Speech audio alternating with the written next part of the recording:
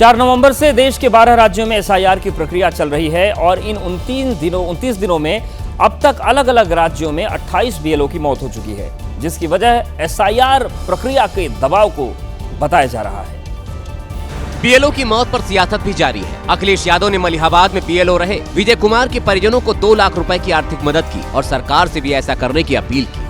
1 करोड़ इस परिवार की मदद हो, सरकारी नौकरी दी जाए और तमाम सरकारी योजनाओं से इन्हें जोड़ा जाए। अखिलेश यादव ने एक बार फिर आरोप लगाया कि एसआईआर की आड़ में वोट काटने की साजिश रची जा रही है। एसआईआर के बहाने वोट डालने का अधिकार छीन रहे हैं, आरक्षण छीनेंगे, आपकी पहचान छीनेंगे, आपके ऊपर उल्टे सीधे दबाव बनाएंगे। वहीं बीजेपी कह रही कि अखिलेश यादव सिर्फ भ्रम फैला रहे हैं। भ्रम फैलाना, अफवाहें फैलाना अखिलेश यादव का स्वभाव बन गया है। अखिलेश यादव का कहना है कि जब से बीजेपी को लोकसभा चुनाव में झटका लगा है, तब से ही वो तरीके बदल बदल कर चुनाव आयोग के जरिए धांधली करवा रही है। एसआईआर प्रक्रिया में जुटे बीएलओ सिर्फ प्रशासनिक दबाव ही नहीं झेल रहे, उनके सामने तरह तरह की चुनौतियां हैं। कहीं उन्हें धमकी दी जा रही है तो कहीं पर परेशान किया जा रहा है। एक ऐसा ही मामला यूपी के रायबरेली से सामने आया, जहां आरोप लगा कि दबंग प्रधान कृष्णा यादव ने न सिर्फ फॉर्म फाड़ डाले बल्कि महिला बीएलओ को धमकी भी दी। हालांकि शिकायत दर्ज होने के बाद पुलिस ने ग्राम प्रधान दीपक यादव और उसके पिता कृष्णा यादव को गिरफ्तार कर लिया। वहीं अच्छा काम करने वाले बीएलओ को सम्मानित भी किया जा रहा है। फर्रुखाबाद में करीब 50 बीएलओ को डीएम ने सम्मानित किया। इन सभी बीएलओ ने तय वक्त के अंदर ही अपना काम पूरा कर लिया। कुछ ऐसा ही सम्मान मध्य प्रदेश के जबलपुर में बीएलओ स्नेहलता पटेल को मिला, जिन्होंने तय समय में ही अपने हिस्से के सभी फॉर्म को डिजिटाइज कर दिया। स्नेहलता पटेल को प्रशासन ने हवाई सफर का पुरस्कार दिया है। एसआईआर को लेकर पश्चिम बंगाल में सियासत गर्म है। आज टीएमसी से जुड़े लोगों ने कोलकाता में चुनाव आयोग का दफ्तर घेरने की कोशिश की। टीएमसी समर्थित बीएलओ संघ चुनाव आयोग के दफ्तर के बाहर पहुंच गया और धरने पर बैठ गया। इनकी मांग है कि जिन बीएलओ की जान गई, उनके परिजनों को मुआवजा दिया जाए। इससे पहले शुक्रवार को केंद्रीय चुनाव आयोग ने पश्चिम बंगाल के डीजीपी और कोलकाता पुलिस आयुक्त को एक चिट्ठी भेजी थी, जिसमें कहा गया था कि बीएलओ को राजनीतिक पार्टी के कार्यकर्ताओं की तरफ से दबाव या धमकी न दी जाए। शुक्रवार को ही टीएमसी के डेलीगेशन ने दिल्ली में चुनाव आयोग से मुलाकात की थी और एसआईआर को लेकर कुछ सवाल पूछे। टीएमसी ने पूछा कि जो वोटर लिस्ट 2024 के लोकसभा चुनाव में मान्य थी, वो 1 साल बाद अमान्य क्यों की जा रही है। बीजेपी का ये भी कहना है कि पश्चिम बंगाल की वोटर लिस्ट में बांग्लादेश के लोगों का नाम भी शामिल है, जिसे हटाना जरूरी है। दक्षिण पूर्व एशियाई देश इंडोनेशिया इन दिनों कुदरत के क्रोध से कांप रहा है। मानसूनी बारिश के बाद आई बाढ़ ने सब कुछ तहस नहस कर दिया। एक अनुमान के मुताबिक अब तक 250 से ज्यादा लोगों की मौत हो चुकी है। मकान दरक रहे हैं, आशियाना छिन चुका है, जिंदगी भर की कमाई एक झटके में खत्म हो चुकी है। सैलाब के सितम से जिंदगी त्राहिमाम कर रही है।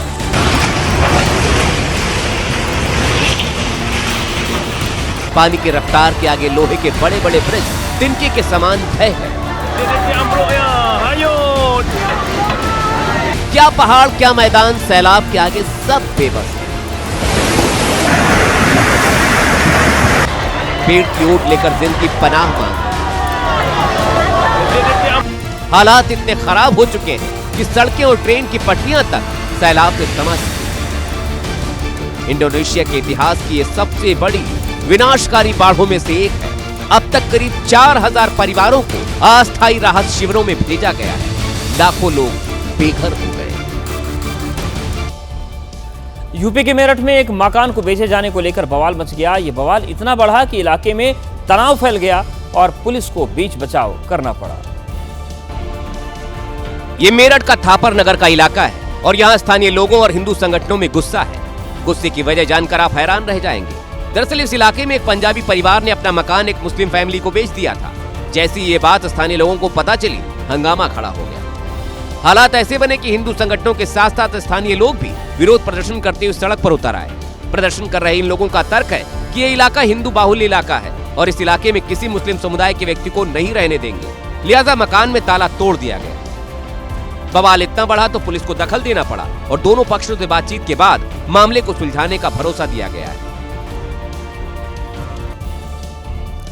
नई सरकार के आने के बाद से बिहार में बुलडोजर का एक्शन तेज हो गया है, जिस पर राजनीति शुरू हो गई है। लेकिन प्रशासन का संदेश साफ है कि सरकारी जमीन पर अतिक्रमण बर्दाश्त नहीं किया जाएगा। नई सरकार बनते ही अवैध अतिक्रमण के खिलाफ बुलडोजर सड़कों पर उतर आया, जिसका एक बड़ा एक्शन बिहार के गयाजी में देखने को मिला। प्रशासन ने यह एक्शन गयाजी के केपी रोड पर किया। केपी रोड गयाजी शहर का सबसे प्रमुख मार्ग है, लेकिन अतिक्रमण की वजह से यहाँ पैदल चलना भी मुश्किल है। सड़क के दोनों किनारों पर ही नहीं बल्कि बीच डिवाइडर तक पर दुकान लगा दी गई थी, इसलिए बुलडोजर उतारना पड़ा। बिहार के अलग अलग शहरों में कई दिन से बुलडोजर का एक्शन चल रहा है। विपक्ष इस एक्शन पर नीतीश सरकार को घेर रहा है और इसे गरीब, दलित, वंचित परिवारों पर अत्याचार बता रहा है। नवंबर खत्म होने वाला है और क्रिसमस अगले महीने की 25 तारीख को है, लेकिन क्रिसमस की धूम पश्चिमी देशों में शुरू हो गई है और लोग क्रिसमस की खरीदारी में जुट गए हैं। तस्वीरें जर्मनी की, जहां विश्व प्रसिद्ध पारंपरिक क्रिसमस बाजार खुल गया है। ये क्रिसमस का वो बाजार है जिसका इंतजार पूरे साल सिर्फ जर्मनी ही नहीं पूरे यूरोप को रहता है।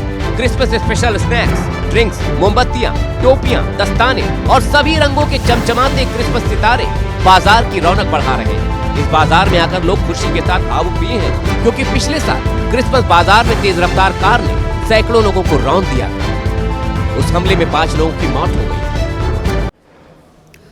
आजकल स्काई डाइनिंग रेस्टोरेंट का ट्रेंड है, मतलब जमीन से सैकड़ों फीट हवा में क्रेन की मदद से टेबल पर खाना परोसा जाता है। रोमांच के इसी चक्कर में आज केरल में कुछ पर्यटकों की सांसें हवा में ही अटक गई।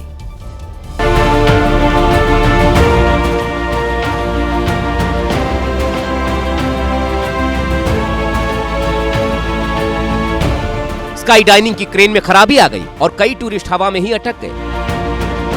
हैरान करने वाली बात तो यह है कि इन पर्यटकों में 4 बच्चे भी शामिल थे, जो 2 घंटे से ज्यादा वक्त तक हवा में फंसे रहे।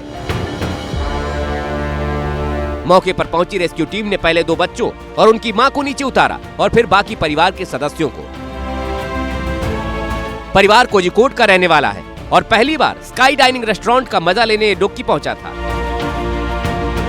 हैरान करने वाली बात यह है कि रेस्टोरेंट अभी 1 महीने पहले ही खुला है।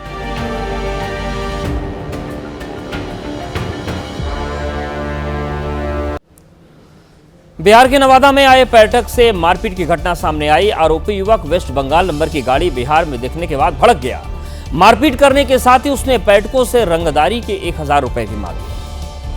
पुलिस आके बात होगा ना, मत जाना इधर, अब ना मत जाना इधर, अब डब्ल्यू भी ये सब दिखाना। क्या बोल रहा था? पश्चिम बंगाल के अलीपुरद्वार के रहने वाले बोधगया राजगीर से दर्शन करके वापस लौट रहे थे। इसी दौरान कार पर पश्चिम बंगाल का नंबर देखकर एक बाइक सवार ने उनका पीछा शुरू किया और फिर रास्ते में उनकी कार को जबरन रोककर मारपीट की और 1000 रुपए की रंगदारी मांगी। सर कुछ प्लीज सर बाइक को पीछे से मारा है। सर नहीं पैसा निकालो 1000 रुपए निकाल पड़ा। मारपीट की वजह से दिलीप को कई जगह चोटें आई। उन्होंने हिम्मत की और अपना प्राथमिक उपचार कराया और फिर पुलिस थाने पहुंच गए। मेरा दीदी ने एक छोटा वीडियो क्लिप बनाया था, उसे पुलिस ने तुरंत कार्रवाई करते हुए आरोपी को गिरफ्तार कर लिया। इधर घटना का वीडियो सोशल मीडिया पर वायरल है। मध्य प्रदेश के आगरमालवा में देर रात जिला प्रशासन ने मां बगलामुखी मंदिर की करीब 200 करोड़ रुपए की जमीन को अवैध कब्जे से मुक्त कराया। कोर्ट ने 1997 में डिक्री को रद्द करते हुए अवैध कब्जे को हटाने का आदेश दिया था। मां बगलामुखी मंदिर पर जब बुलडोजर लेकर प्रशासन पहुंचा तो मंदिर की जमीन पर अवैध कब्जा हासिल कर बनाई गई दुकानों को दुकानदार खुद अपने हाथों से ही तोड़ने लगे। कोई दुकानदार गाड़ियों में सामान लाद रहा था तो कोई दुकान में लगे लोहे के सामान को निकलवा रहा था। दरअसल मध्य प्रदेश हाईकोर्ट की इंदौर खंडपीठ ने आगर मालवा में कब्जा हटाने का आदेश दिया था। कोर्ट ने 2007 में दाखिल उस अपील को रद्द कर दिया जिसमें एक डिक्री के आधार पर मंदिर की जमीन का दावा किया गया था। कोर्ट ने पाया कि 1997 में फर्जी दस्तावेज लगाकर डिक्री हासिल की गई थी। देर रात जिला प्रशासन ने मंदिर की जमीन पर कब्जे हटाने की कार्रवाई की। प्रशासन का बुलडोजर देखकर खुद ही लोगों ने दुकानें खाली करनी शुरू कर दी।